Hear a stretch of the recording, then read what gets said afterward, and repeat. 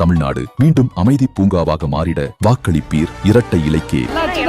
நல்லாட்சினா எடப்பாடியார்தான். தமிழ்நாடு மீண்டும் அமைதி பூங்காவாக மாறிட வாக்களிப்பீர் இரட்டை இலைக்கே. நல்லாட்சினா எடப்பாடியார்தான்.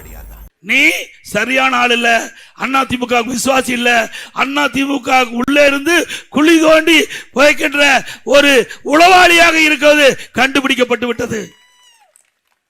ஆகவேதான் அடிக்கடி ஸ்டாலினை சந்திக்கிறது. சட்டமன்றத்தில் ஒரு வார்த்தை கூட திமுக ஏத்து பேசுறதே கிடையாது. திமுகவை மனசுக்குள்ள இருக்கிறதெல்லாம் இப்ப கக்கிட்டு இருக்காரு. இவரை வச்சிருக்கலாமா? நல்ல சத்தமா சொல்லுங்க. ஆக இப்படிப்பட்ட ஆள் மன்னிக்க முடியாத ஆள். இவருக்கு ஓட்டு போட்டு அந்த ஓட்டை பெற்று தந்தவர்கள் நீங்க தானே ஓட்டு போட்டு அவரை ஜெயிக்க வச்சீங்க. உங்களுக்கு விசுவாசமா இருக்கணும்ல. இப்ப எங்க போயிட்டாரு? அங்க போய் துண்டை அணிவிக்கிறாரு. கேவலம் துண்டை போய் வாங்குறாரு. இப்ப யாரு போட்டா வச்சிருக்காரு?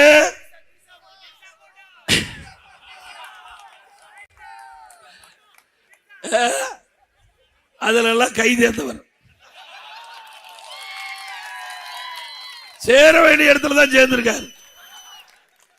ஆக நீ என்னை பத்தி கேவலமா பேசுற. திரு செங்கோட்டையன் அவர்களே, நீ 100 நாள் ஜெயில் இருந்துட்டு வந்திருக்கிற. வந்துட்டு இருந்தார்ல, நீ யோக்கியமானாலா? என் மேல் கேஸ் போட்டாங்க. நெடுஞ்சாலைத்துறையில ஊழல் கேஸ் போட்டாங்க. கேஸ் போட்டவனே நீதிமன்றத்தில் வாபஸ் வாங்கின RS பாரதி சொன்னாங்க, நான் நடத்துறேன், கேஸ் நடத்துறேன். நீதிபதி சொன்னாங்க, வழக்கு போட்டவங்களே வாபஸ் வாங்கும் போது நீங்க எங்க நடத்துறீங்கன்னு. இது வரைக்கும் நாட்டு மக்கள்கிட்ட பேசி இருக்கிறாங்க. அது மறைஞ்சு போயிருமா? சட்டமன்றத்தில் முதலமைச்சர் என்னை பத்தி பேசியிருக்கார். எடப்பாடி பழனிசாமி நெடுஞ்சாலைத்துறையில ஊழல் பண்ணியிருக்காங்க பேசி பதிவாயிருக்குது. அதை நீக்க முடியுமா? அதனால நான் நடத்துறேன். மடியில கனமில்ல, வழியில பயம் இல்ல, நான் நீதிமன்றத்தை சந்திக்கிறேன்.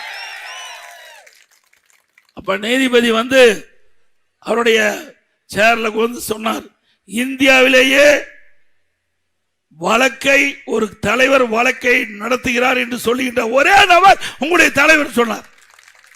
அப்படி வழக்கை நடத்தி நிரபராதி உங்க முன் நிற்கிறேன்.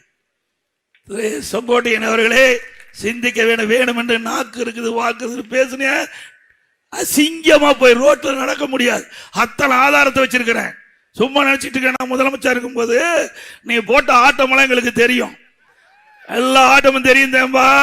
நீ யாரெல்லாம் எப்பப்ப கேஸ் இருந்தது எல்லாம் நான் முதலமைச்சர் இருக்கும் போதே எடுத்து வச்சுட்டேன். நீ என்னைக்கு பிடிமா செயல்பட ஆரம்பிச்சியோ அன்னைக்கே நான் உஷாராயிட்டேன்.